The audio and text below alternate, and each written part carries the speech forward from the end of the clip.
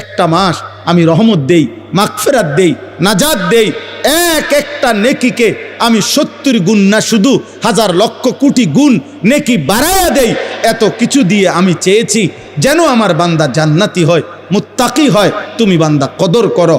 আর যদি কোনোভাবেই কদর না করে, তো শেষ কথা হলো, মনে রাখবেন, রমজানকে যে কদর করে না, রমজানেও যে গুনাহ করে, রমজানেও যে জাহান্নাম থেকে বাঁচার চেষ্টা করে না, রমজানেও যে জান্নাতের আমল করার চেষ্টা করে না, ভাই আমার, ছেলেরা আমার, বাবা আমার, পর্দার আড়ালের মা বোন আমার, সবাইকে এই শেষ কথা বলি। আল্লাহ রসুল বলছে, জিব্রাইল আইসা রমজানের শেষ দিন নবীজিকে আইসা বলে গেছে, ইয়া রসুল আল্লাহ, এত বড় রমজান পেল, ইফতার, সাহারি, তারাবি, এতেকাফ, শবে কদর, প্রতি ঘন্টা মিনিটে এত মাফ নেওয়ার সুযোগ থাকার পরেও যেই নাফরমান জাহান্নাম থেকে বাঁচার চেষ্টা করে নাই, গুনাহ থেকে আল্লাহর কাছে মাফ নেয় নাই, জান্নাতের জরুর আশা পূর্ণ করতে পারে নাই, আমল করতে পারে নাই, খোদার কসম নবীজি বলছে, জিব্রাইল আইসা বলছে, ইয়া রাসূলুল্লাহ, এমন নাফরমানের উপরে আল্লাহর লানত, আল্লাহর লানত, লানত, লানত। নবী বলছে আমিন, আমিন। মানে নবী বলছে, হ জিব্রাইল, আমিও বললাম আল্লাহ, এমন লানত আপনি কবুল করেন এই নাফরমান উম্মতের উপরে, আমি নবীরও লানত। যা, তোর রূপে খোদার লানত পড়ুক। যা, এত বড় রমজান তুই এখনো বিড়িয়ে খাস, এত বড় রমজান নাফরমান তুই আজও ওজনে কমে দে। তোর কিস্তি শেষ হয় না, সুদে শেষ হয় না, তোর নর্তকী দেখাই শেষ হয় না, তোর উলঙ্গ ছবি দেখাই শেষ হয় না, তোর জিনা ব্যভিচারে শেষ হয় না। তুই বেটি গত 11টা মাস বাজারে বাজারে ঘুরলা, এখনো রমজান, রমজান আইজও তোমার জুতা কিনা, 3 পিস কিনা শেষ হয় না। যা, গুনাহ থেকে বাঁচতে যেহেতু পারলাই না, জাহান্নাম থেকে বাঁচার চেষ্টা করলাই না, তো জিব্রাইল বলছে আল্লাহ তার উপরে লানত দিছে, জিব্রাইলও লানত দিছে। নবী বলছে আমিন, আমিও দিলাম। যা, তোর উপরে খোদার গজব পড়ুক।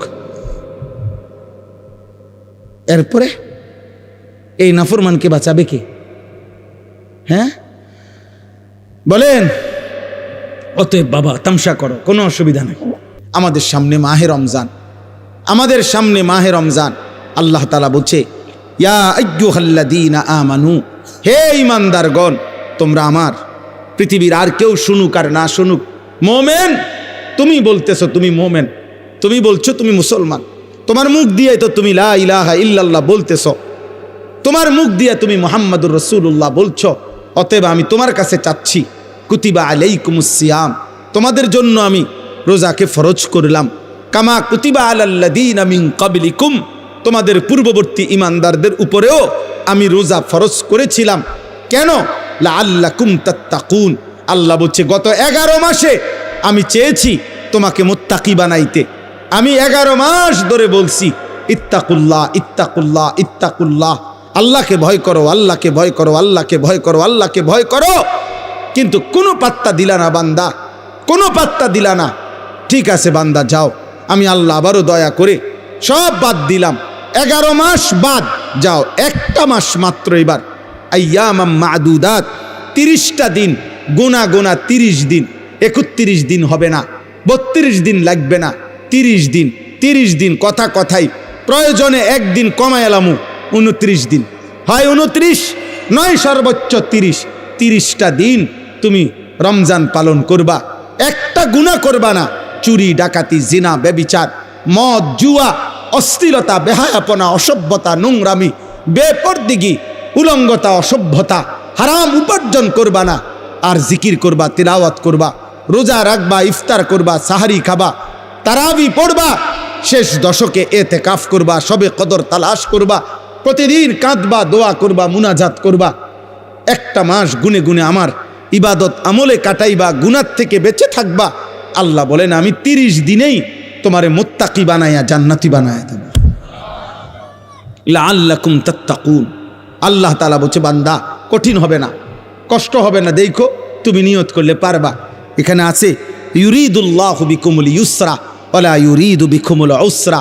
আল্লাহ তাআলা বলে, বান্দা আমি যেমনে যেমনে রমজান সাজাইছি, রমজান, রোজা, ইফতার, সাহারি, তারাবি, এতেকাফ, শবে কদর, যেটা যেমনে সেটিং করছি, আল্লাহ বলে বান্দা বিশ্বাস করো আমি আল্লাহ খেয়াল রাখছি তোমার যেন সহজ হয়, কঠিন যেন না হয়।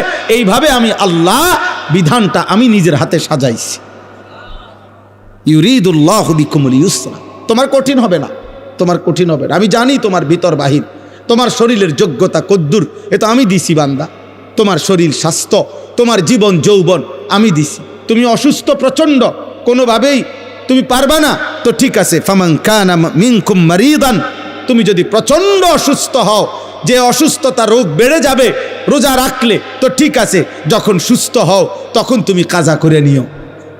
আল্লাহ বলছে লম্বা পথ সফর করবা, তোমার কষ্ট হবে মুসাফির, ঠিক আছে, তুমি ওই সময় রোজা ছেড়ে দিও, অন্য সময়ে যখন বাড়িতে থাকবা কাজা করে নিও। তুমি যদি একেবারে বৃদ্ধ দুর্বল হও, যে আর কোনোদিন সবল সুস্থ রোজা রাখার মতো যোগ্যতা তোমার ধারণা আর কোনোদিন হবে না, তো আল্লাহ বলেন অসুবিধা নাই, যাও ফিদিয়াতুন তুআমু মিসকিন, প্রত্যেক রোজার বিনিময়ে এক সাদকায়ে ফিতির, রমজানে যে ফিতরা দেন এই ফিতরা পরিমাণ একজন মিসকিনকে খাবার বা সমপরিমাণ মূল্য তুমি দিয়ে দাও। আল্লাহ বলেন সব রকমের সুযোগ রাখছি, প্রচণ্ড দুর্বল হলে কি করবা, মুসাফির হইলে কি করবা, একেবারে বৃদ্ধ হইলে কি করবা, এইভাবে গর্ভস্থিত নারী যার গর্ভে বাচ্চা আছে তার জন্য কি করতে হবে, আল্লাহ তাআলা বলেন আলাদা আলাদা করে বলছি, কঠিন কিছু বলি নাই। সন্ধ্যা থেকে নিয়ে সুবহে সাদিক পর্যন্ত খাও, পান করো, স্বামী স্ত্রী মিলামেশা করো, সুবহে সাদিক থেকে সূর্যাস্ত পর্যন্ত শুধু এইটুকু সময় খাদ্য খাবার থেকে বিরত থাকো। শেষ দশক এতেকাফের চেষ্টা করো, বেজর রাত্রিগুলো সবে কদর তালাশ করো, গুনাহ কইরো না। বাজারে তো সারা বছরই যাইতে পারবা, কাপড় লুঙ্গি শার্ট শাড়ি থ্রি পিস জুতা এ তো সারা বছরই কিনতে পারবা। একটা মাস আমি রহমত দেই, মাগফিরাত দেই, নাজাত দেই, একটা নেকিকে আমি 70 গুণ না শুধু হাজার লক্ষ কোটি গুণ নেকি বাড়ায়া দেই। এত কিছু দিয়ে আমি চেয়েছি যেন আমার বান্দা জান্নাতি হয়, মুত্তাকি হয়। তুমি বান্দা কদর করো, আর যদি কোনোভাবেই কদর না করে তো শেষ কথা হলো মনে রাখবেন, রমজানকে যে কদর করে না, রমজানেও যে গুনাহ করে, রমজানেও যে জাহান্নাম থেকে বাঁচার চেষ্টা করে না, রমজানেও যে জান্নাতের আমল করার চেষ্টা করে না, ভাই আমার, ছেলেরা আমার, বাবা আমার, পর্দার আড়ালের মা বোন আমার, সবাইকে এই শেষ কথা বলি। আল্লাহ রসুল বলছে জিব্রাইল আইসা রমজানের শেষ দিন নবীজিকে আইসা বলে গেছে, ইয়া রসুল আল্লাহ, এত বড় রমজান পেল, ইফতার, সাহারি, তারাবি, এতেকাফ, শবে কদর, প্রতি ঘন্টা মিনিটে এত মাফ নেওয়ার সুযোগ থাকার পরেও যেই নাফরমান জাহান্নাম থেকে বাঁচার চেষ্টা করে নাই, গুনাহ থেকে আল্লাহর কাছে মাফ নেয় নাই, জান্নাতের জরুর আশা পূর্ণ করতে পারে নাই, আমল করতে পারে নাই, খোদার কসম নবীজি বলছে, জিব্রাইল আইসা বলছে, ইয়া রাসূলুল্লাহ, এমন নাফরমানের উপরে আল্লাহর লানত, আল্লাহর লানত, লানত, লানত। নবী বলছে আমিন, আমিন, মানে নবী বলছে হ জিব্রাইল, আমিও বললাম আল্লাহ এমন লানত আপনি কবুল করেন এই নাফরমান উম্মতের উপরে, আমি নবীরও লানত, যা তোর রূপে খোদার লানত পড়ুক, যা। এত বড় রমজান তুই এখনো বিড়িয়ে খাস, এত বড় রমজান নাফরমান তুই আজও ওজনে কমে দে, তোর কিস্তি শেষ হয় না, সুদে শেষ হয় না, তোর নর্তকী দেখাই শেষ হয় না, তোর উলঙ্গ ছবি দেখাই শেষ হয় না, তোর জিনা ব্যভিচারে শেষ হয় না। তুই বেটি গত 11টা মাস বাজারে বাজারে ঘুরলা, এখনো রমজান, রমজান আইজও তোমার জুতা কিনা থ্রি পিস কিনা শেষ হয় না, যা। গুনাহ থেকে বাঁচতে যেহেতু পারলাই না, জাহান্নাম থেকে বাঁচার চেষ্টা করলাই না, তো জিব্রাইল বলছে আল্লাহ তার উপরে লানত দিছে, জিব্রাইলও লানত দিছে, নবী বলছে আমিন, আমিও দিলাম, যা তোর উপরে খোদার গজব পড়ুক। এরপরে এই নাফরমানকে বাঁচাবে কে? হ্যাঁ বলেন? অতএব বাবা তামসা করো, কোনো অসুবিধা নেই। এ কথা শেষ আমার। মনে রাখো, হাসি কান্না, আনন্দ বেদনা, সুখ দুঃখ, হ্যাঁ, আনুগত্য অবাধ্য, ঈমান কুফর, কোনো কিছুতেই পৃথিবী থামে না, তুমিও থামতা না, একদিন কবরেই চলে যাইত। হাসলেও কাঁদলেও, সুখে থাকলেও দুঃখে থাকলেও, ইমানদার হইলেও নাফরমান হইলেও, আনুগত্য থাকলেও আনুগত্য না থাকলেও। সেজদা দিলেও মৃত্যু হবে, সেজদা না দিলেও মৃত্যু হবে। সেজদা দিতে দিতে আব্দুল কাদের জিলানী হইলেও মৃত্যু হবে, নাফরমানি করতে করতে ফেরাউন নমরুদ হইলেও কি হবে? খালাস, অসুবিধা নাই, কোনো অসুবিধা নাই। চলো ভাই, কারো জন্য পৃথিবী থামে না। আমাদের কারো মৃত্যুতে, আমাদের কারো জন্মে সেকেন্ড, ঘন্টা, মিনিট, 1 সেকেন্ড থামে না। সময়ের গতি থামে? কথা বলে না। পৃথিবী থামে কারো জন্য? না না। কোনো ক্ষমতাধরের মৃত্যু আর কোনো ফকিরের মৃত্যু সময়ের কাছে সবাই বরাবর। সময় বলে আমি চলছি তো চলছি, কে মরলো, কে জিতলো, কে হারলো, কে জন্ম নিল, আমার তো সময় না। আমি যাচ্ছি আখিরাতের দিকে, আমি যাচ্ছি কবরের দিকে। অকুল্লুম ফি ফালাকিন ইয়াসবাহুন। আল্লাহ বলে সব কিছু তার নির্ধারিত গক্ষপথে, গন্তব্যের দিকে, মানে আখিরাতের দিকে চলছে, সব চলছে। আমরা সবাই যাচ্ছি কোন দিকে? কথা বলে না। আমরা যাচ্ছি কোন দিকে ভাই? আখিরাতের দিকে, আখিরাতের দিকে। অতএব ব্যক্তি, ঘর, সংসার, পরিবার, দেশ, রাষ্ট্র, রাজনীতি, ক্ষমতা, সব কিছুতে আখিরাতকে প্রাধান্য দিবেন। বলেন ইনশাআল্লাহ, বলেন ইনশাআল্লাহ। ভোটের আগের দিনও আখিরাতকে প্রাধান্য দিবেন, ভোটের দিনও আখিরাতকে প্রাধান্য দিবেন, ভোটের পর দিনও আখিরাতকে প্রাধান্য দিবেন, আখিরাতকে প্রাধান্য দিবেন। কোনোভাবেই দুনিয়ার কাছে বিক্রি যাবেন না। আল্লাহ আমাদেরকে হেফাজত করেন, আল্লাহ আমাদেরকে কবুল করে নেন আমার ভাই। অতএব আলহামদুলিল্লাহ, আজকে এই মুবারক মাহফিলে অনেক কষ্ট করছেন আপনারা, এত লম্বা সময় সবর করছেন। আলহামদুলিল্লাহ, আল্লাহ তাআলা এই ফুলগড় বারেশ্বর মাদ্রাসা আল্লাহ কবুল করে নেন। আজকে যেই ছেলেরা হাফেজে কোরআন হয়েছে, আল্লাহ তাদেরকে কবুল করে নেন। যাদের সহযোগিতা করেছে, তাদেরকে হাদিয়া দিয়েছে বিভিন্ন রকমের, মাশাআল্লাহ, আল্লাহ তাআলা তাদের সবাইকে কবুল আর মঞ্জুর করে নেন। আমার একটা ছোট্ট পরামর্শ আছে, সেই পরামর্শটা হইল, না মানলেও সমস্যা নাই, বাকি আমি আমার পরামর্শ হইল, ওই যেই প্রবাসী কল্যাণ সংস্থার নাম বলছেন কি জানি, বারেশ্বর প্রবাসী কল্যাণ, বারেশ্বর প্রবাসী কল্যাণ সংস্থার কাছে, আপনাদের কাছে আমার পরামর্শ হলো, আমার আন্তরিক প্রশংসা হলো, প্রতি বছর যে হাফেজে কোরআন হবে তাকে একটা সাইকেল পুরস্কার দেওয়া হবে। সাইকেল পুরস্কারের সাথে কোরআনের হাফেজের কি সম্পর্ক আমি এটা বুঝলাম না, আমার এটা মাথার ধরল না। সাইকেলের সাথে কোরআন হেফজের সাথে সম্পর্ক কি হইল? এতে করে সে কি করবে, মানে হাফেজে কোরআন সাইকেল দিয়া আলাদা কি লাভবান হবে, এটা আমার মাথায় ধরল না। হ্যাঁ, এটা আমি বুঝলাম না। এই জন্য আমার পরামর্শ হলো, কোনো হক্কানি মুত্তাকি আলেমে দিন থেকে পরামর্শ নিয়ে আপনি জেনে নেবেন যে কোনো তালেবে এলেমকে, কোনো মাদ্রাসার ছাত্রকে, কোনো হাফেজে কোরআনকে কি পুরস্কার দিলে তার উত্তম হবে, তার সারা জীবনের এলেম অর্জনের জন্য কাজে লাগবে, পড়ালেখার জন্য কাজে লাগবে। এখন এইটা দিয়ে যদি সে কালকার থেকে গোটা 1 মাস চরকির মতো সারাটা মুরাদনগর ঘুরে, তাইলে প্রবাসী কল্যাণ সংস্থার নেকি কি হবে আমি বুঝি না। এই জন্য আমি এটা ফিরাইয়া নিতে বলি না। আমি এবার তো দিছেন আলহামদুলিল্লাহ, কিন্তু উনি বলছেন প্রতি বছরেই একটা সাইকেল দিবে না। পৃথিবী যদি সবাই আপনার যেই সম্ভাবনা দেখা দিছে বাংলাদেশে, যেই প্রতিশ্রুতি এইবার নির্বাচনকে সামনে রেখে, আমি তো ধারণা করতেছি 13 তারিখ যেই জিতক 12 তারিখ প্রত্যেকের হেলিকপ্টার দিবে। বুঝেন নাই কথাটা? তাইলে তখন তার সাইকেল কাজে লাগতো না। এই জন্য তালেবে এলেম, এটা নিরুৎসাহিত করছি না, আপনারা পুরস্কার দিবেন, হাদিয়া দিবেন, কিন্তু আলেমে দিন থেকে মশওয়ারা করে দিবেন। অর্থাৎ যেন ওই বাচ্চার আজীবন তার এলেমের কাজে লাগে, পড়ালেখার। এমন সুন্দর কোরআনুল কারীমের 2 সেট 10 সেট তাফসীর হইতে পারে, যেটা তার দাওরায়ে হাদিস একবারে শেষ পর্যন্ত আজীবন তার পড়ালেখার কাজে লাগবে। রাসূলুল্লাহ সাল্লাল্লাহু আলাইহি সাল্লামের হাদিসের অনেক কিতাব, তাকে 30,000 টাকার কিতাব দেন, তারে 20,000 টাকার কিতাব কিনে দেন, যেটা সে আজীবন কি করবে, পড়ালেখা করবে। হ্যাঁ, আমার ছেলে হাফেজ হইয়া পুরস্কার পাইছে তাফসিরে তাওজিহুল কোরআন। তো আমি একদিন আমার বাসার এই তাফসির আমারও আছে, তা আমি আমার একটা খণ্ড পাচ্ছিলাম না, খুঁজেই পাচ্ছি না।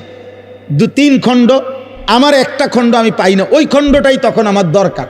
আমার ছেলে আমারে দৌড়াই এসে বলছে, আব্বু আমি যে পুরস্কার পাইছি এইটাই তো তাফসির, তাহলে আমি এটা খুলে দেই আমারটা। তাহলে হে তার প্যাকেট প্যাকেটিং করা ছিল, ওইখান থেকে খুইলা আমার এইটা দিছে আব্বু এটা, তাহলে আমি তখন পড়লাম। আমার অনেক কিতাব আমার সন্তান পড়ে, আমার সন্তানের কিতাবও আমি পড়ে আমার উপকার হয়েছে। কথা বুঝছেন না? এই জন্য আগামী দিনে আপনাদের কাছে অনুরোধ রইল, সাইকেল না বরং তার এলেমের সাথে কোরআন সুন্নাহর এলেম শিখবে এমন কিছু, যার দ্বারা এরকম কিছু হাদিয়া দিলে সেটা বেশি পরিমাণে হোক, ইনশাআল্লাহ এতে বরকত হবে। আপনারাও সাদকায়ে জারিয়ার সওয়াব পাইতে থাকবেন। কিতাব অল্প দিনে কি হয়ে যায় না, নষ্ট হয়ে যায় না, প্রজন্মের পর প্রজন্ম কিতাব পড়ে।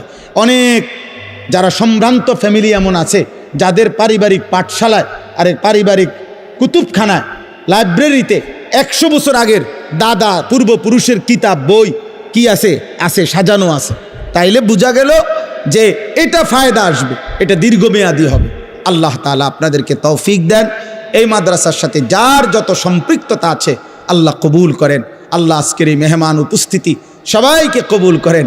বিশেষ করে আমার প্রিয় বন্ধু মাওলানা সিরাজুল ইসলাম ভাইকেও আল্লাহ তাআলা ভরপুর কবুল করেন। ছোটবেলার আমরা ছাত্র জীবনের দোস্ত ছিল, আজ অনেক দিন পরে দেখা হয়েছে। আল্লাহ তাআলা তাকে সুস্থতার সাথে আফিয়তের সাথে মানুষের কল্যাণে খেদমত করার তৌফিক দান করেন, আমিন। পবিত্র কোরআনুল কারীমের 2 নম্বর পারা 2 নম্বর সূরা, সূরাটির নাম সূরায়ে বাকারা। এই সূরার 183 নম্বর আয়াত আমি তেলাওয়াত করেছি। এই ছেলে, তোমার কি সমস্যা বাবা?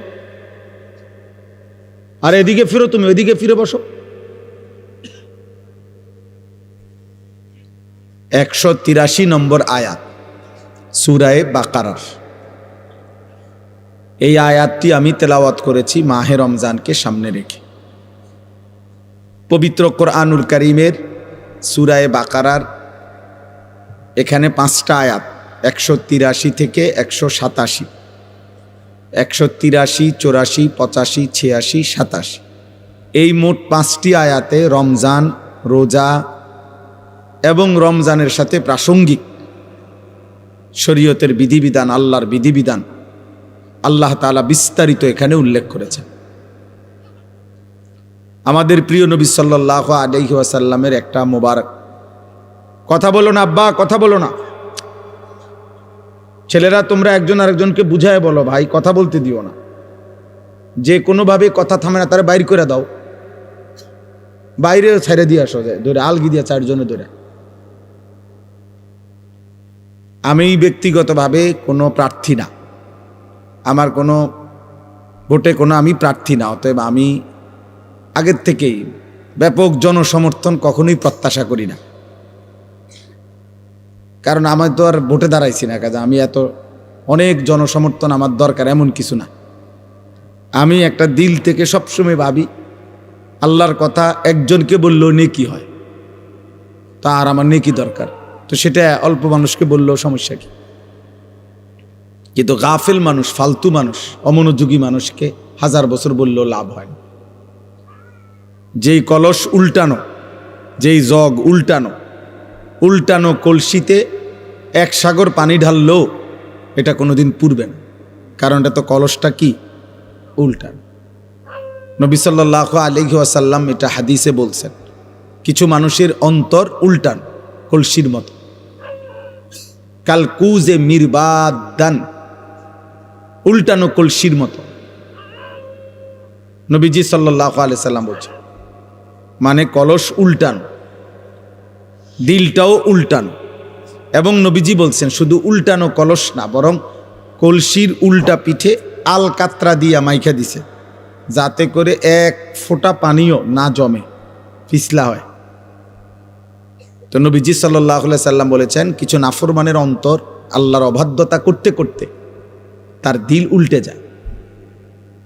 ফলে একটা সময় হয় এমন, লা ইয়ারিফু মারুফান ওয়ালা ইউনকিরু মুনকার, তখন আর কখনোই পরবর্তীতে আল্লাহর গজব যখন হয়, তখন আর কখনোই তার ওই উল্টা অন্তরে কোনো নেক কাজকে নেক কাজ মনে হয় না, কোনো গুনার কাজকে গুনাই মনে হয়। এটা মানুষের জীবনের সবচেয়ে বড় দুর্ভাগ্য। কারণ এটুকু অনুভূতি যদি কারো চলে যায় তো তার জীবনে আর কিছু থাকে না। কম বেশি ভুল পাপ দোষ ত্রুটি আমাদের সবার আছে, হুজুরেরও পাবলিকেরও, ফির সাহেবেরও মুরিদ সাহেবেরও। কিন্তু বিষয়টা হলো অনুভূতি থাকা, নিজের বিবেক বোধ কাজ করে, আত্ম অনুভূতি আছে যে না, কাজটা আমি ঠিক করিনি, এটা উচিত হলো না, এটা আমার জন্য আল্লাহ তাআলার নিষেধ, এটা আমার জন্য আদেশ। এই যে এই বিবেকবোধ, পার্থক্য শক্তি, এটা যদি কমপক্ষে থাকে তো নিয়ামত, ধীরে ধীরে লোকটা বদলায়। কিন্তু 30 বছর 40 বছর ধরে প্রতিদিন এক তালে মিথ্যা কথা বলতেছে, এটা কোন ধরনের পাপ? দেন এক নিয়মে এক ঢঙ্গে মিথ্যাই বলতেছে। আজকে 40 বছর ধরে সুদ খায়, এটা কেমন সুদখোর? আজকে 60 বছর ধরে প্রতিদিন গালি দেয় এক তালে, এটা বেটার কথা বললেই নিয়ম গালিলেন। এক হাতে সিগারেট খাইতেছে, মুখে অকথ্য গালিগালাজ করতেছে, সামনে রঙিন টেলিভিশনে নাচ গান চলতেছে। মানে এটা যে গুনাহ, বছরের পর বছর তার বিবেকের মধ্যে এতটুকু অনুভূতিও নেই।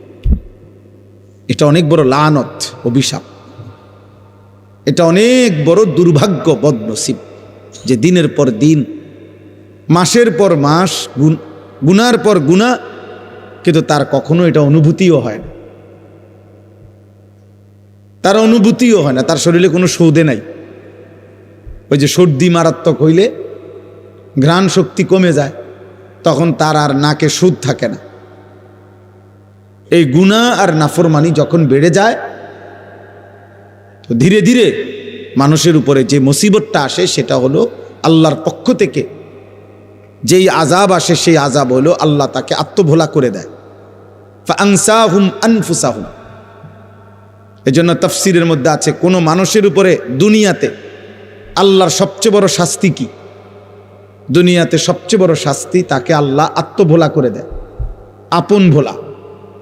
অর্থাৎ সে আর কোনোভাবেই বোঝে না সে কে, তার উচিত কি, করণীয় কি। খাইতেছে, ঘুমাইতেছে, পেশাব করতেছে, পায়খানা করতেছে, ঘুমাইছে তো ঘুমাইতেছে, মুতে ধরছে তো একখান দিয়ে মুততে দিছে। এটা কি রাস্তা? এখানে মানুষ চলাফেরা করে কিনা, কেউ দেখলে কি মনে করে? কোনো কিছু। হালালও খায়, হারামও খায়, গালিও দেয়, সালামও দেয়, মদও খায়, মধুও খায়, মাকেও দেখে, বোনকেও দেখে, আবার মোবাইলে টেলিভিশনে নর্তকীও দেখে, আপন স্ত্রীও দেখে, উলঙ্গ ছবিও দেখে। মানে পার্থক্য নেই তার ভিতরে, আর এই অনুভূতিটুকু কাজ করে না। সব কিছুই তার কাছে বরাবর।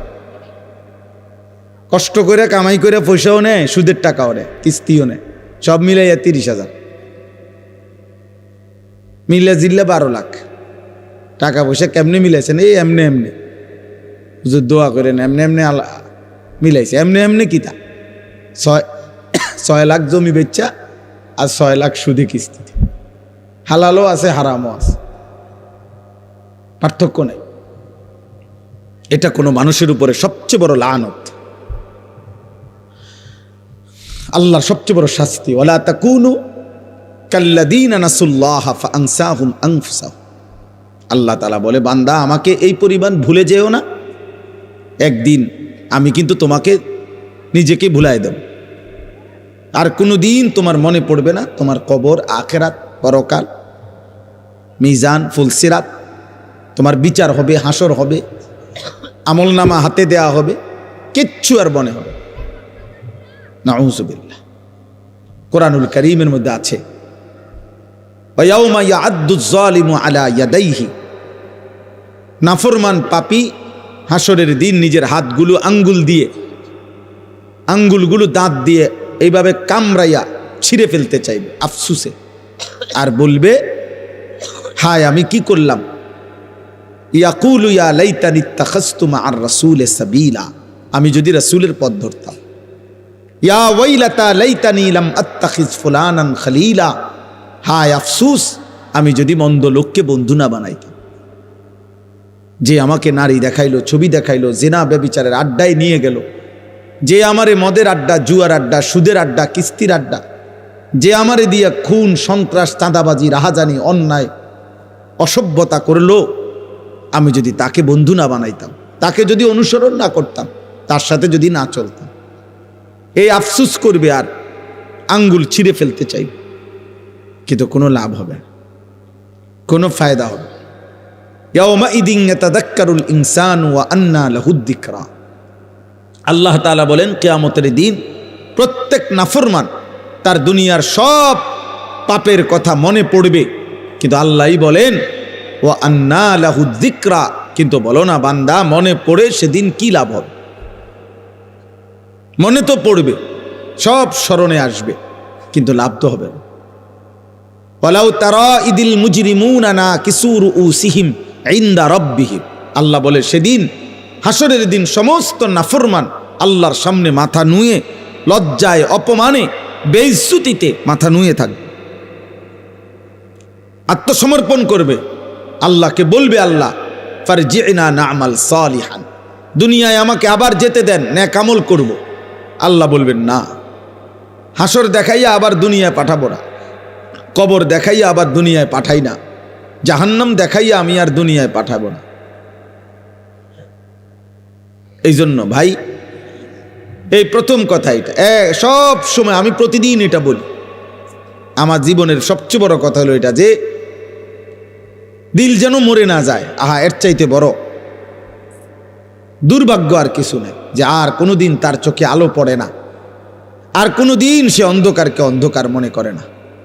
প্রতিদিন বেনামাজি, কোনো তার চুল, চেহারা, লেবাস, তার হাঁটা চলা দেখলে মনে হয় না যে সে যে এক ওয়াক্ত নামাজ পড়ে না, এটা যে একটা পাপ বা এটা যে একটা অপরাধ, এই অনুভূতিটুকু, এই লজ্জা শরমটাও নাই।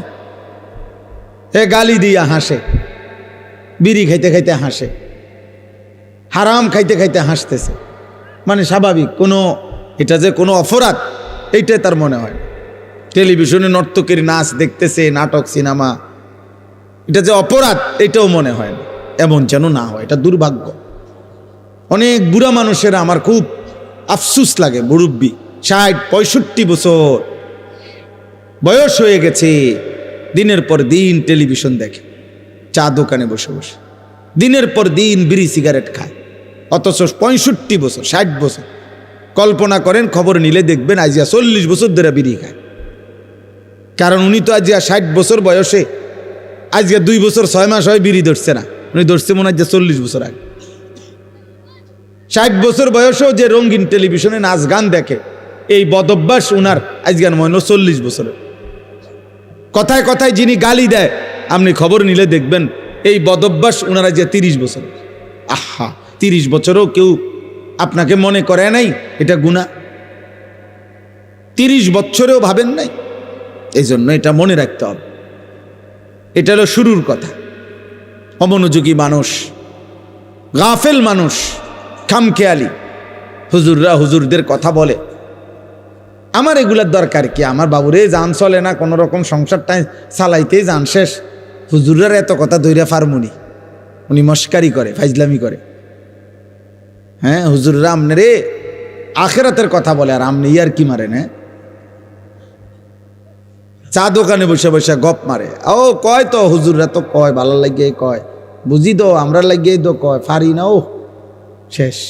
এই কথা বললে আপনারে ফেরেশতা ছেড়ে দিব, ঠিক না? মানে মস্কারি করে আর কি, ইয়ার কি করে। উনি মনে করছে তামাশা করছে। আখেরাত তামাশা না, আখেরাত খামখেয়ালি না, দুনিয়া তামাশা, দুনিয়া খেলাধুলা, দুনিয়া ফালতু জিনিস, দুনিয়া একদম ফালতু, দুনিয়া বেহুদা। নবীজি সাল্লাল্লাহু আলাইহি সাল্লাম বলছেন, একটা কান কাটা মরা ছাগলের সমপরিমাণ মূল্য আল্লাহর কাছে দুনিয়ার নাই। বিশুদ্ধ হাদিস। নবীজি সাল্লাল্লাহু আলাইহি সাল্লাম বলছেন, একটা মাছির ডানা পরিমাণ মূল্য আল্লাহর কাছে দুনিয়ার নাই। লাউ কানাতিদ দুনিয়া তা'দিলু ইনদাল্লাহ মিসলা জানাহি বাউদা মা সাকা কাফিরাম মিনহা শারবাতাম মিন মাইন। নবীজি সাল্লাল্লাহু আলাইহি সাল্লাম বলেন, আদ-দুনিয়া মালউনা ওয়া মালউনুন মা ফিহা। নবীজি বলছে দুনিয়া পুরাটা অভিশপ্ত, মালউন, লানতের যোগ্য,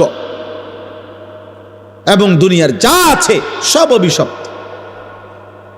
আল্লাহ নবী সাল্লাল্লাহু আলাইহি সাল্লাম বলছেন, আল্লাহ তাআলা কোরআনুল কারীমে বলছে, আরাদিতুম বিল হায়াতিদ দুনিয়া মিনাল আখিরা ফামা মাতাউল হায়াতিদ দুনিয়া ইল্লা কালিল। বান্দা তোমরা বুঝি আখিরাতকে বাদ দিয়ে দুনিয়া পেয়ে খুশি হয়ে গেলা? শোনো, আখিরাতের তুলনায় দুনিয়া সামান্য সামান্য। আল্লাহ তাআলা বলছে, ওমাল হায়াতুদ দুনিয়া ইল্লা মাতাউল গুরুর। দুনিয়ার জীবন আর কিছু নয়, শুধুই ধোঁকা। গুরুর মানে ধোঁকা। আল্লাহ বলছে, যিনি বানাইছেন তিনি। কোম্পানি বলতেছে এটা 2 নম্বর, কোম্পানি নিজে বলতে আছে এটা 2 নম্বর। আপনি কৃত্রিম এরকম কারমাকারি করেন। কোম্পানি বলতেছে এটা ভালো না, টেকসই না, বেশি দিন টিকবে না। যিনি সৃষ্টি করেছেন তিনিই বলতেছেন। দুনিয়া সৃষ্টি করেছেন কে? তো তিনিই বলছেন এটা টিকবে না।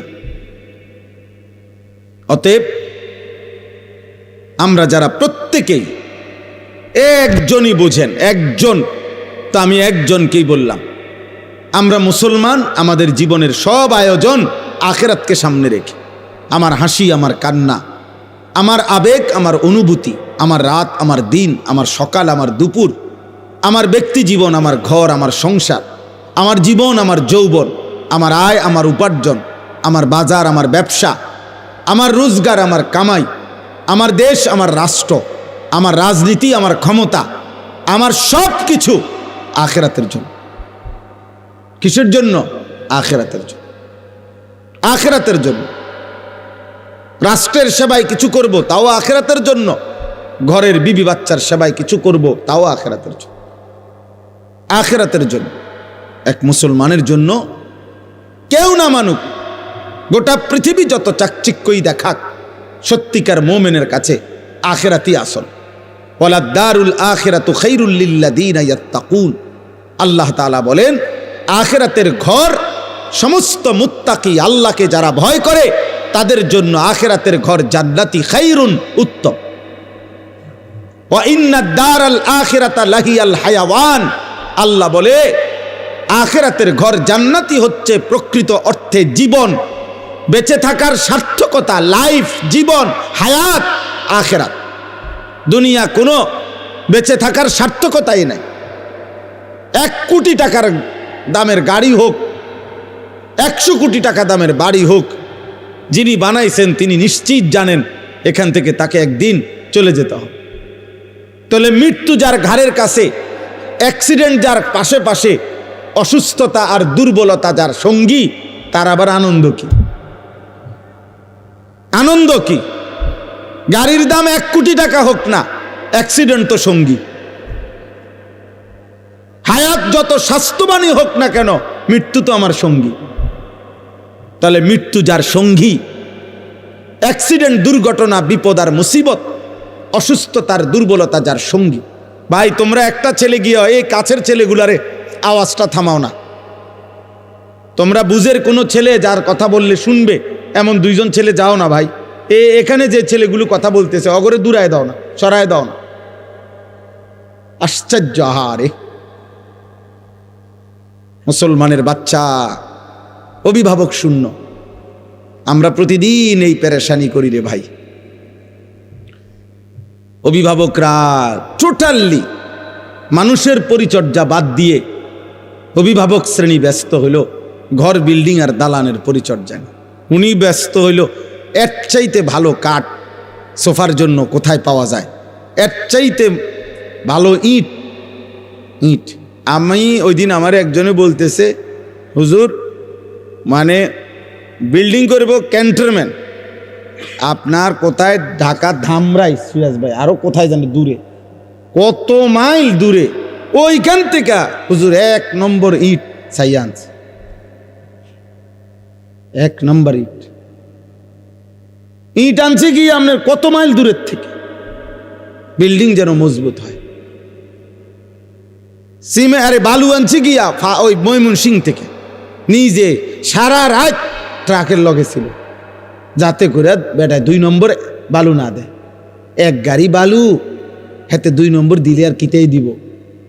1 গাড়ি বালু আনছে, হুজুর বিশ্বাস করে নিজে যাও নে একের জাগাত প্রায় 2700 টাকা লাভ হয়েছে হেবড়ার। মানে এত খুশি জীবনে, এর চাইতে বড় পাওয়ার কি হইতে পারে যে আমি নিজে সারা রাত ট্রাকের লগে থাকার বরকতে আল্লাহ আমারে 2700 টাকা লাভবান করে দিছে। দুনিয়া ওনারে কেমন লাভ দিয়ে দিছে, সুবহানাল্লাহ। উনি এমন বুঝা বুঝছে ময়মনসিংহের থেকে নিজে গিয়া বালু আনছে। দুনিয়া এভাবে বুঝে, অভিভাবক শ্রেণীর ফিকির এটা। আমার একজনে বলছে হুজুর পুরাটা বিল্ডিং এর বালু আস্তর করছি, একটা বালু দৌন ছাড়া লাগাই নাই, সবগুলো বালু আগে ধুইয়া লইছে, এরপরে আপনার শুকাইয়া এরপরে আস্তর করছে, যাতে করে এক সুতা বালুর ভিতরে সামান্যতম কোনো লবণ কিছু না থাকে, বিল্ডিং যেন মজবুত হয়। ইসরাফিলের আব্বাও যদি ফু দেয় যাতে বিল্ডিং ভাঙবে না, এত পিওর বালু না, বালু তো একদম ধুইয়া লইছে না। তাহলে আমি বললাম যে মাশাআল্লাহ ভাই, আমি এদূর বুঝছি যে আপনি বালু মধ্যে যেন বালু না থাকে এই জন্য ধুইয়া লাইছেন আপনি। মানে সে কয় না যে ধুইছি এই জন্য যাতে বালু না থাকে, আপনি বালুরে কিটা ধুইলেন আমি বুঝলাম না। দুনিয়া এমন বুঝা বুঝছে। মুসলমান আপন ছেলে বরবাদ, এক ওয়াক্ত নামাজ নাই, অভিভাবক জানেও না। ছেলেটা সারা দিন সারা রাত মোবাইলে কত নারী দেখে, কত উলঙ্গ ছবি দেখে, বাবা মার খবরও নাই। উনি আছে ময়মনসিংহতে বালু আনতেছে। নাইজেরিয়ান 1 নম্বর লোহা কাঠ দিয়া ঘরের বিল্ডিং এর ফ্রেম দিছে, দরজার চৌকাঠ লাগাইছে, সব কিছু জানে, কোনখানের কাঠ, দরজার চৌকাঠ কাঠ কোনটা 1 নম্বর, পাল্লা কোনটা 1 নম্বর, ইট কোনানে 1 নম্বর, সিমেন্ট কোথায় 1 নম্বর, সব জানে। কিন্তু সন্তান কেমনে মানুষ করে, বাচ্চাটাকে কিভাবে আখিরাত শেখানো যায়, এই ব্যাপারে উনি কিছুই জানেন। এই ব্যাপারে ওনার, অথচ এক মুমিন, এক ইমানদারের খোদার কসম, মৃত্যুর পূর্ব মুহূর্ত পর্যন্ত, শেষ নিঃশ্বাস পর্যন্ত এক মুমিনের তার পরিবারের ব্যাপারে আখিরি চেষ্টা হলো আখিরাত। শেষ চেষ্টা হওয়া উচিত আখিরাত। আম কুনতুম শুহাদা is হাদারা Yakub Al Maut is ক্বালা লিবানিহি মা তা'বুদুনা মিন বাদি। কোরআনুল কারীমের মধ্যে আছে, আল্লাহ তাআলা বলেন ইয়াকুব আলাইহিস সালাম তার 12 জন সন্তান, এই 12 জন সন্তান ইয়াকুব নবীর, ইয়াকুব আলাইহিস সালাম এর 12 জন সন্তান ছিল। ওই যে ইউসুফ বিনিয়ামিন, ওনারা 2 ভাই, আরো 10 ভাই পানিত ফেলা কূপে ফেলাইছে যে 10 ভাই, এ কয়জন হলো? 12 জন। 12 জন সন্তান ইন্তেকালের সময় ইয়াকুব আলাইহিস সালাম ওনার চারদিকে বসাইয়া, কোরআনে আল্লাহ বলছে, উনি জিজ্ঞেস করছে মা তা'বুদুনা মিন বাদি, ছেলেরা আমার, মৃত্যুর পূর্বে শেষ তোদের কাছে আমি জানতে চাই তোমরা আমার পরে কার ইবাদত করবা, কার গোলামি করবা, আমি শুধু এই কথা শুনতে চাই। ক্বালু না'বুদু ইলাহাকা ওয়া ইলাহা আবাইকা ইব্রাহিমা ওয়া ইসমাঈলা ইলাহান ওয়াহিদা। ছেলেরা বলল, আব্বা, যুগ যুগ ধরে আপনি যেই ইলাহের ইবাদত করতেন, আপনার পূর্বপুরুষ ইসহাক, আপনার পূর্বপুরুষ ইব্রাহিম, ওনারা ইসমাইল, ওনারাও যেই রবের ইবাদত করত, আমরাও মৃত্যু পর্যন্ত সেই রবের ইবাদতই করব। তো ইয়াকুব আলাইহিস সালাম বলছে, ঠিক আছে আব্বা, আমি বিদায় নিলাম, আমি নিশ্চিন্ত হলাম, আমার সন্তানের কাছ থেকে আমি শেষবারের মতো আল্লাহর ইবাদতের কথা মনে আছে কিনা এটা জেনে রাখলাম। চিন্তা করে দেখে, হযরত ইব্রাহিম আলাইহিস সালাম, কোরআনুল কারীমের মধ্যে আছে, ইব্রাহিম নবী আল্লাহর কাছে দোয়া করতেন, রব্বি জাআলনি মুকিমাস সালাহ ওয়া মিন যুররিয়্যাতি রব্বানা ওয়া তাকাব্বাল দুআ। কোরআনুল কারীমের মধ্যে সবচেয়ে বেশি দোয়া হলো ইব্রাহিম নবীর দোয়া। অনেক দোয়া আছে, ইব্রাহিম আলাইহিস সালাম দোয়া করছেন, তন্মধ্যে এই একটা দোয়া কেবল, এটা একটু ভিন্ন আঙ্গিকের ইব্রাহিম নবী বলছেন। সেটা কি? ইব্রাহিম আলাইহিস সালাম বললেন, এই যে এখন বললাম, উনি বললেন, আল্লাহ আপনি আমাকে শতভাগ নামাজি বানায় দেন, অমিন যুররিয়াতি, এবং আমার সন্তানদেরকেও আমার বংশধরকেও আপনি নামাজি বানান। এরপরে বলছে, আল্লাহ আমার আরো দোয়া আছে সামনে বলতেছি, তবে রব্বানা ওয়া তাকাব্বাল দুআ, এই দোয়াটা এখনই আলাদাভাবে এখনই কবুল করেন। এটা আমার আলগা দোয়া, এটা স্পেশাল দোয়া, পরেরটি দিবেন না দিবেন পরে, কিন্তু এটা দিতে হইব যে আমাকে নামাজি বানাবেন, আমার সন্তানদেরকে নামাজি বানাবেন। এক পিতার দোয়া এটা, এক পিতার স্বপ্ন, আমার ছেলে নামাজি হবে, আমার মেয়ে পর্দানসীন হবে, আমার স্ত্রী চরিত্রবান হবে। আর কিচ্ছু নাও যদি মিলে, খুদার কসম কোনো অসুবিধা নেই। স্ত্রী সন্তান যদি বছরের পর বছর মাটিতেও ঘুমায় তাইলেও কোনো সমস্যা নাই। আর বদ্দিন আর নাফরমান যদি কারুনের খাটেও ঘুমায়, যদি কারুনের ধনভাণ্ডারও যদি পায়, অথচ নাফরমান, বেঈমান, বেনামাজি, বেহায়া, চরিত্রবান, অথচ সে কারুনের যত সম্পদ বেটা, ওই সম্পদ যদি তোমার সন্তান পায়, খোদার কসম ওইটা ব্যর্থ, ব্যর্থ, লানতের যোগ্য ছাড়া আর কিচ্ছু না বেটা, অভিশপ্ত,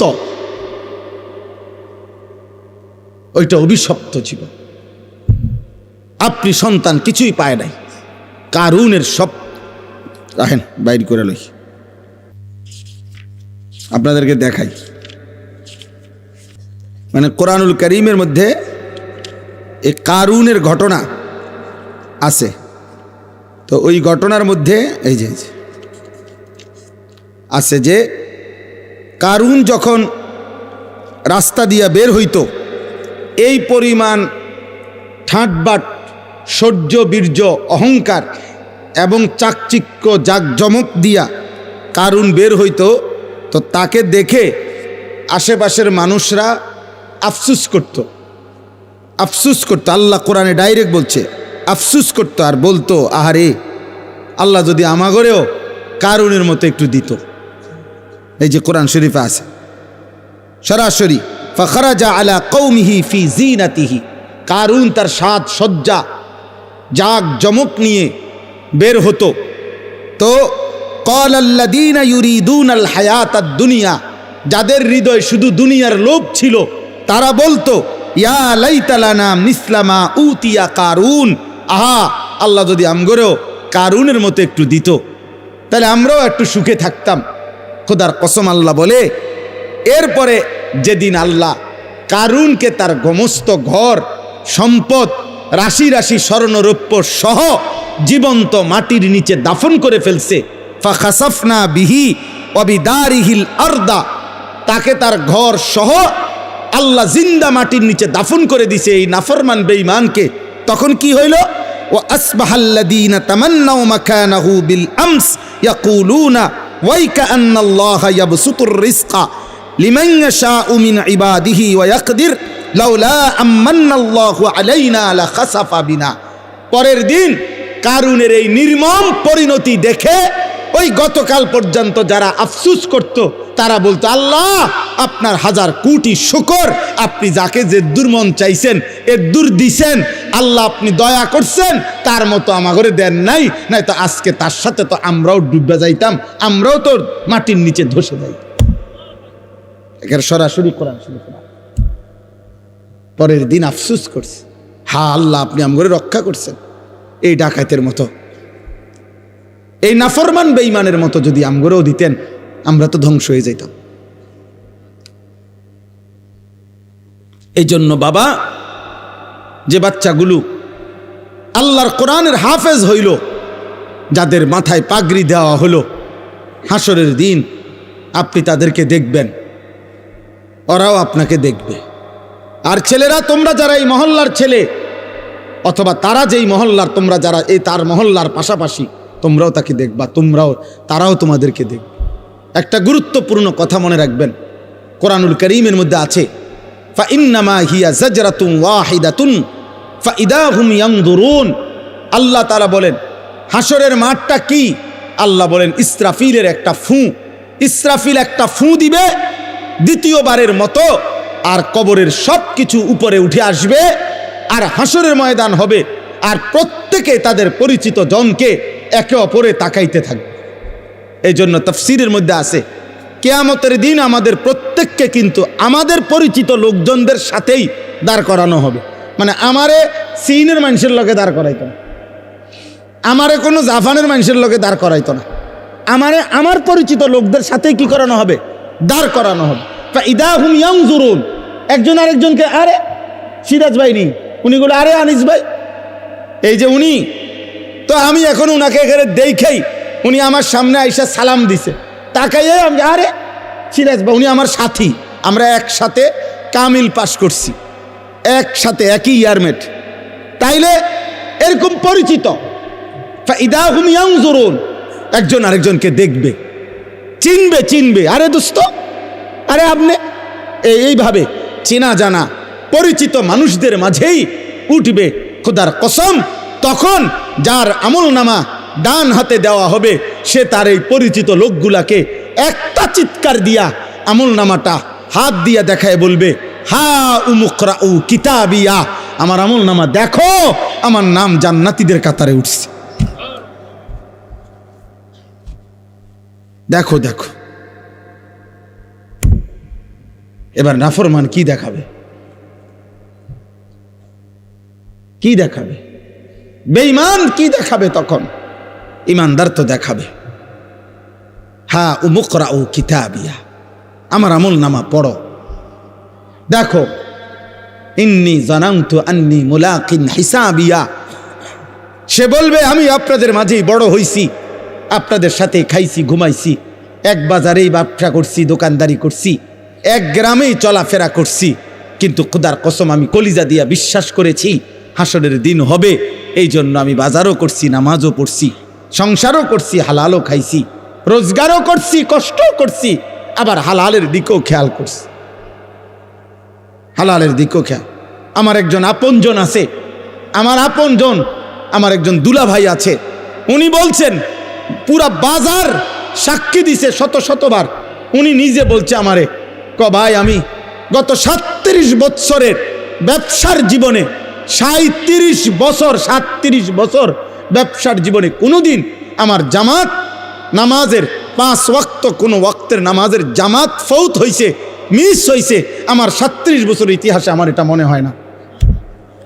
উনি এখনো জীবিত আছে, উনি ওই বাজার ব্যবসায়ী সমিতির সভাপতি, বাজারের সবচেয়ে বেশি দোকান উনার, উনি একা 7টা 9টা দোকান চালায়, 24 ঘন্টা না, উনি 32 ঘন্টাও যদি বেচা কিনা করে, তার দোকানে 32 ঘন্টায় কাস্টমার আছে, কিন্তু তার জামাত মিস হয়। কিভাবে সম্ভব? মসজিদে যাইয়া জামাতে, বাজার মসজিদে নিয়মিত উনি টাইমলি হাজির। ইন্নী জানানতু আন্নী মুলাকিন হিসাবিয়া। এজন্য ইমানদার বলবে আমি জানতাম আখিরাত হবে, আমি জানতাম হিসাবের দিন হবে, এই জন্য আমি দুনিয়াও করেছি, আখিরাতও করেছি। আজকে তোমরা এখানে, আমি আর দেরি করছি না, অনেক রাত তোমাদের কাছে অনুরোধ করছি, প্রিয় ছেলেরা, বাবারা, আপনারাও পর্দার আড়ালের মা বোন, আল্লাহ তাআলা আমাদেরকে ঈমান দান করছেন, আল্লাহ আমাদেরকে কালিমা দান করেছেন, আমরা বলতে পারছি যে লা ইলাহা ইল্লাল্লাহ। আমি দিনাজপুর 2024 সালে এই 5ই আগস্ট যখন আপনার হাসিনা পলায়ন করে, দেশ যখন উত্তাল, তখন আমি দিনাজপুর ছিলাম তাবলিগের চিল্লায়। তখন আমি ওইখানে একটা ফ্যামিলির 2 ভাই, তারা হিন্দু 2 ভাই, তারা কালেমা পড়ে মুসলমান হয়েছিল আগে, তো তারা 2 ভাই আমাদের কাছে আইসা বলছিল, হুজুর আমাদের আব্বার বয়স 72 বছর, আমাদের আব্বারে যদি আপনারা একটু, আমারও বলছি হুজুর আপনি সহ একটু আসলে আব্বারে যদি একটাবার একটু বলতেন, কালিমার দাওয়াত দিতেন, আমরা তো দুনো ভাই কালেমা পড়ছি, আব্বারে যদি একটু বুঝাইতেন। আমার মনে আছে আমি ওনার কথা মতো, ওনাগো ভাইদের, আমরা 3 জন আলেম প্রায় 2.5 ঘন্টা ওনার সাথে কথা বলছি। ওই 72 বছর বয়স্ক হিন্দু লোকটা, ওই চাচারে বলছি, উনি বলতেছে কয় যে সৃষ্টিকর্তা যে একজন, আমি এটা মানি। প্রতিমা পূজা যে ঠিক না, এটাও আমি মানি। এইভাবে বলছে আমারে। আমি বললাম, চাচা দরজা বন্ধ, জানালা বন্ধ, আমি একলা, আমরা তিনজন মাত্র আলেম হুজুর, পৃথিবীর কাউকে কোনোদিন বলবো না, আপনি শুধু একবারের জন্য, এই কথাটাই আমাদেরও কথা। ঈশ্বর একজন, আপনি বলতেছেন প্রতিমা পূজা ঠিক না, আপনি বলছেন, কথা তো ঠিকই আছে, আগাই লাইছেন, এই তো কথা। আপনি শুধু আমাদের কালেমার আরবিটা কন, লা ইলাহা ইল্লাল্লাহ মুহাম্মাদুর রাসূলুল্লাহ, এই কথাটা কন চাচা। ওনারে আমরা তিনজন কানছি, এ কোরআন হাতে বললাম, কিন্তু উনি বলতেছেন আমি এটা কইতাম না। 2.5 ঘন্টা পর্যন্ত কানছি। তখন আমি আইসা আমার সাথীদের কাছে বলছিলাম যে, দোস্ত, আল্লাহ যারে কালেমা বলায় নাই, 72 বছর পরেও তার মুখ দিয়ে তার মালিকের নাম একবারও উচ্চারণ হয় নাই। তোমরা জানো না আব্বা, আল্লাহ তাআলা আমাদেরকে কত বড় নিয়ামত দিছিলেন, কত বড় নিয়ামত দিছিলেন। আল্লাহ যাকে ঈমান দেয় না, আল্লাহ যাকে কালেমা দেয় না, আল্লাহ যদি ফয়সালা নেয় ঈমান দিবে না, আল্লাহ যদি ফয়সালা নেয় কালেমা দেবে না, তো খুদার কসম নবী সাল্লাল্লাহু আলাইহি সাল্লাম, আল্লাহর মাহবুব, আল্লাহর হাবিব, আল্লাহর কলজার টুকরা নবী, আল্লাহর মাহবুব যিনি, গোটা জগৎ আল্লাহ যেই বন্ধুর জন্য সাজাইছেন, এত মায়া এত ভালোবাসা যেই বন্ধুর জন্য, সেই নবী সাল্লাল্লাহু আলাইহি সাল্লামও 1000 বার লক্ষ বার চোখের পানি ফেলাইছে, 2 হাত তুলছে। কোরআনে বুখারী শরীফের রিওয়ায়াত, নবীজি উনার চাচা আবু তালেবের জন্য 2 হাত তুলছে, লা আস্তাগফিরান্না লাকা মা লাম উনহা আনকা, বুখারীর ইবারত। উনি বলছে, নবীজি আল্লাহ আমারে নিষেধ না করা পর্যন্ত চাচা আপনার জন্য আমি আল্লাহর কাছে ক্ষমা প্রার্থনা করব। নবীজি চাচারে বলছে মনো 1000 বার, ইয়া আম কুল লা ইলাহা ইল্লাল্লাহ কালিমাতান আশহাদু লাকা বিহা ইনদাল্লাহ। একবার চাচা লা ইলাহা ইল্লাল্লাহ বলেন, আমি আপনার জন্য হাসরের ময়দানে সাক্ষী দেব। চাচা একবার বলেন, একবার বলেন, একবার বলেন, একবার বলেন। কাঁদতেছিলেন। কোন কিতাবের মধ্যে আছে শেষ পর্যন্ত নবীজি এটা পর্যন্ত বলছে, চাচা আপনি ঠিক আছে বইলেন না, আমি বলি, আপনি শুধু ঠোঁটটা নাড়েন, আমার লগে শুধু ঠোঁট নাড়েন, আমি আপনার জন্য সাক্ষী দেব। আল্লাহ তাআলা বলছে, মা কানা লিন নাবিয়্যি ওয়াল্লাযীনা আমানু আন ইস্তাগফিরু লিল মুশরিকিন ওয়ালাউ কানু উলি কুরবা। কোরআনের আয়াত, সূরা তাওবার আয়াত। আল্লাহ আয়াত নাজিল করে বলছে, বন্ধু সাবধান, হাত নামান, নামান, হাত নামান, হাত নামান। কোন নবী এবং ইমানদার কারো জন্য অনুমতি নাই মুশরিক বেঈমানের জন্য আমি আল্লাহর কাছে ক্ষমা প্রার্থনা করার অনুমতি নাই। আমি ইমান দেব না বলছি, দেব না যে দেবই না। আপনি হাবিব, আপনি মাহবুব, সব ঠিক আছে, কিন্তু আপনি বললেও দেব না। যারে দেব না তারে দেবই না। তোমরা বাবা মনে করছো বিড়ি খাইতে খাইতে জীবন শেষ, সিগারেট টানতে টানতে জীবন শেষ, মোবাইলের নর্তকী দেখতে দেখতে জীবন শেষ। নাফরমান বেটা, চুল একটা ঠিক করতে করতে বেটা ছাগল, তোর মতো ছাগল বেটা, তোরে বেঈমানে একটা চুলের ফ্যাশনের মধ্যে নিয়া তোরে তার দলে নিয়ে গেছে গা। তোরে বেটা একটা কয়টা উলঙ্গ নারী মোবাইলের কয়টা ধরতেও পারো না, সুইতাও পারো না, শুধু সাইয়া তাকো ব্যয় কইরা এই কয়টা নর্তকী দেখাইয়া তোর ঈমান নিয়ে গেল, তোর আখিরাত নিয়ে গেল, তোর কপালের সেজদা নিয়ে গেল, তোর আল্লাহ নিয়ে গেল, তোর রাসূল নিয়ে গেল। থু তো মারি তোর কপালে, থু তোর কপালে, থু তোর কপালে, থু বেনামাজি তোর কপালে, থু তো মারি, থু তোর কপালে। ছি ছি ছি ছি, কি দেখাইয়া তোরে নিয়ে গেল বেটা? সারাদিন তোরে কি দেখাইলো? মোবাইলের কয়টা নর্তকী, এগুলার জাত আছে না বংশ আছে? এগুলার মধ্যে কোনো সতীত্ব আছে না, ইজ্জত আছে না, সম্মান আছে? মোবাইলের নর্তকীর কাছে কিছু আছে? তো ওই কি দেখলো এটা? আর এটা কি নারী? এটা তো নারী না, এটা তো নারীর ছবিও না, ছবির ছায়া, এটা তো ছায়া ছবি। তো তুমি কি দেখে শরীরটা শেষ করলে? ওই যে দেখেন, ওই আর এক অপদার্থ দেখেন, এই মোবাইল এটা ধরে রেখেছে, দেখছেন? রাত 12টা বাজে, বিবেকের কোনো অনুভূতি নাই। হ্যাঁ, মনে করছে জীবন মানে মোবাইল, এটাই ভাবে, মনে করছে জীবন মানে চুল ফিরাইতাছি, কেউ মাতে না, আমারে যে সুন্দর লাগে, বোঝেন না, খাড়াইয়া মুতি যে সুন্দর লাগে আমারে, যেন দিয়া মুতে ধরে হেন দিয়া মুতালায়। এটা কি রাস্তার পাশে হেন দিয়া গাড়ি যায়, সিএনজি যায়, মানুষ যায়, বেডইত যায়, বেডিত যায়, কি মনে করে? আরে কি মনে করবো কি তা আবার মনে করার কি আছে? মানুষ হইলে না ভাবতো, ইনসান হইলে না ভাবতো। তুমি একজনকে বলি নাই আব্বা, আল্লাহ তোমাকেও মাফ করে দেন।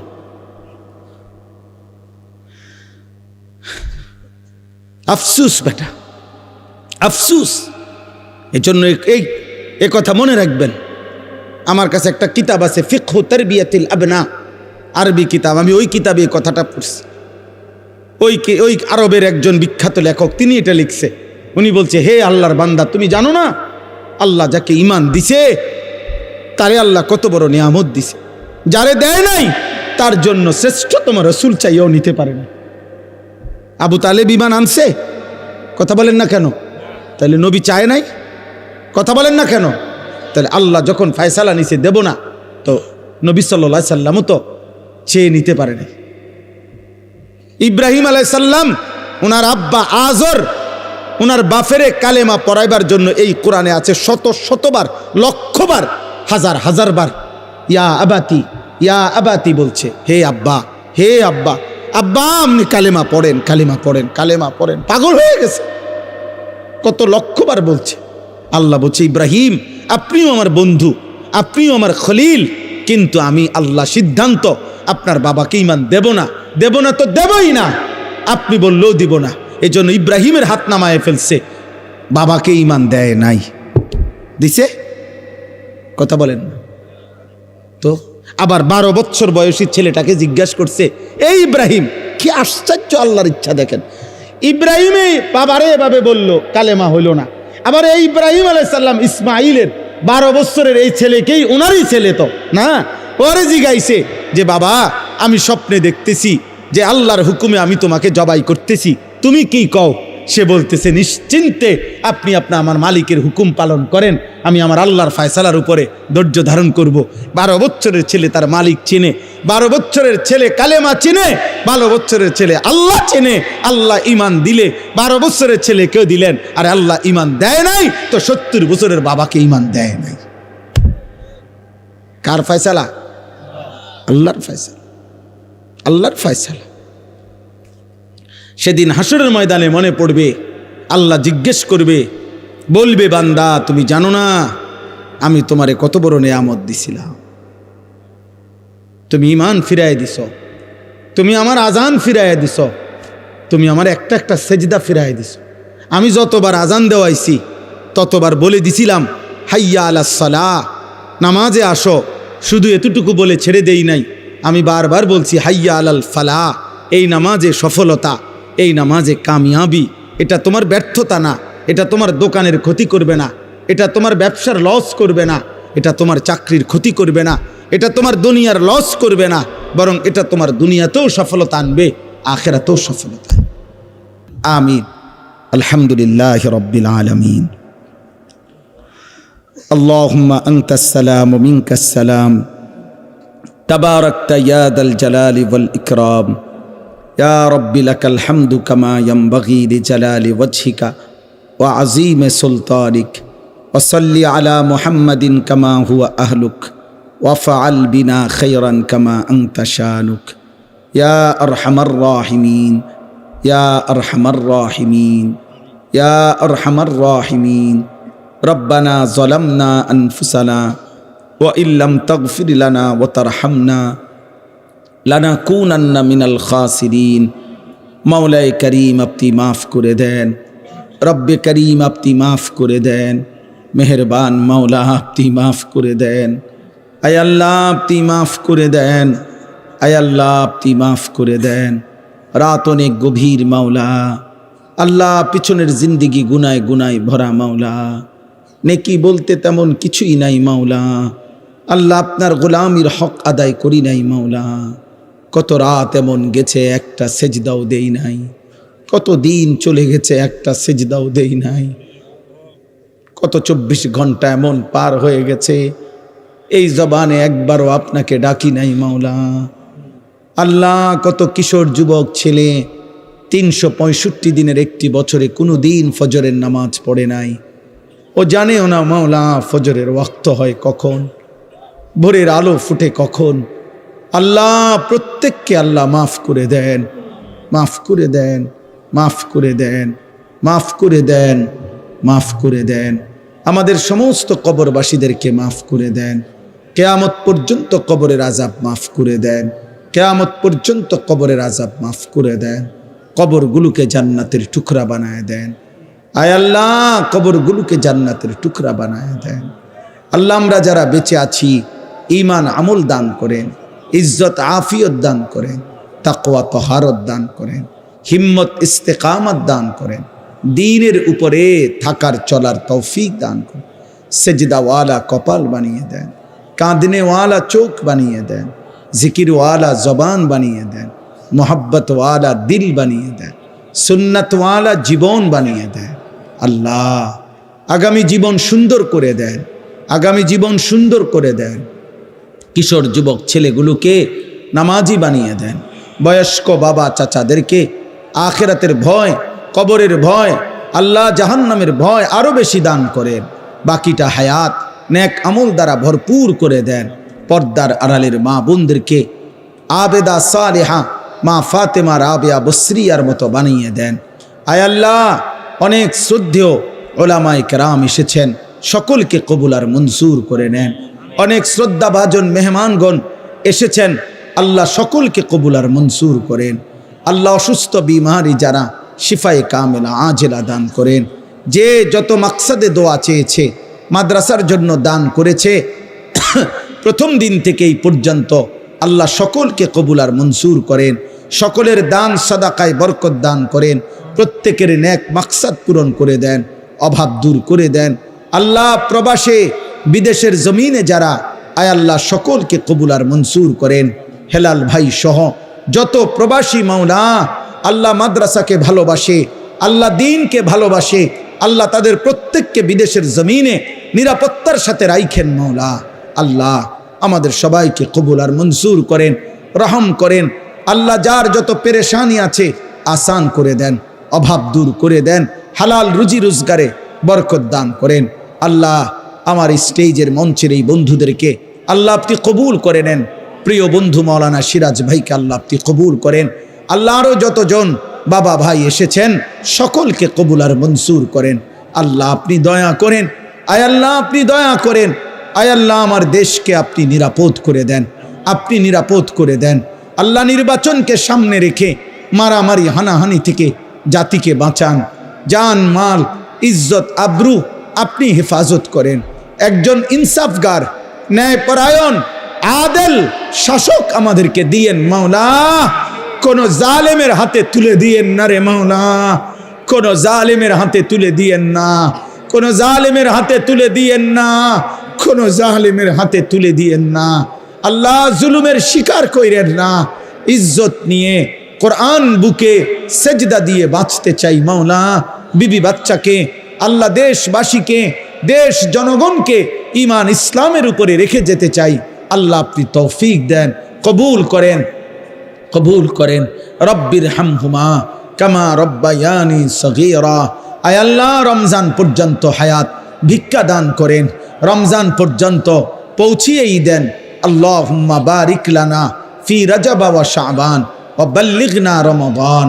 সুবহান রাব্বিকা রব্বিল ইজ্জাতি আম্মা ইয়াসিফুন ওয়া সালামুন আলাল মুরসালিন ওয়ালহামদুলিল্লাহি রাব্বিল আলামিন।